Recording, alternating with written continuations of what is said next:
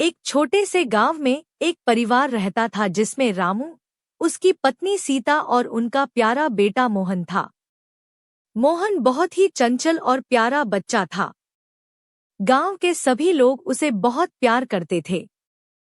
एक दिन गांव में अफवाह फैली कि आसपास के गांवों में बच्चा चोरों का एक गिरोह सक्रिय है। यह सुनकर सभी गांव वालों में डर का माहौल फैल गया।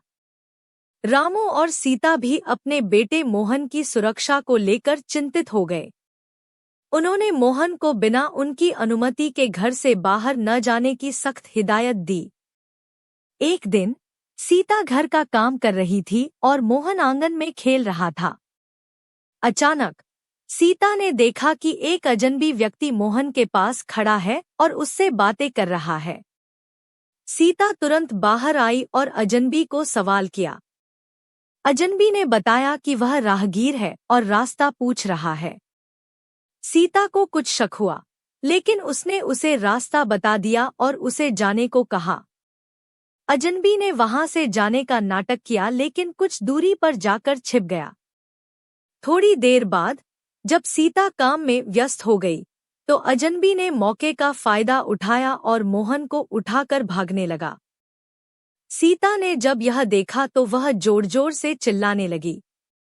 उसकी आवाज सुनकर गांव के लोग तुरंत इकट्ठे हो गए और उस अजनबी का पीछा करने लगे। अजनबी ने जब देखा कि गांव वाले उसका पीछा कर रहे हैं, तो उसने मोहन को छोड़ दिया और तेजी से भाग निकला। गांव वालों ने मोहन को सुरक्षित बचा लिया और उसे उसकी मां के पास ले आए। इस घटना से पूरे गांव में हड़कंप मच गया। गांव के सरपंच ने गांव वालों को इकट्ठा किया और सभी से सतर्क रहने की अपील की। उन्होंने तय किया कि रात को पहरेदारी की जाएगी और किसी अजनबी पर तुरंत नजर रखी जाएगी। रामू और सीता ने मोहन को गले से लगा लिया और उसकी सुरक्षा के लिए धन्यवाद दिया। इस घटना ने गांव वालों को और भी चौकस बना दिया। सभी ने मिलकर यह संकल्प लिया कि वे एक दूसरे का ध्यान रखेंगे और अपने गांव को सुरक्षित बनाएंगे। इस घटना के बाद गांव में सुरक्षा के इंतजाम और भी कड़े कर दिए गए।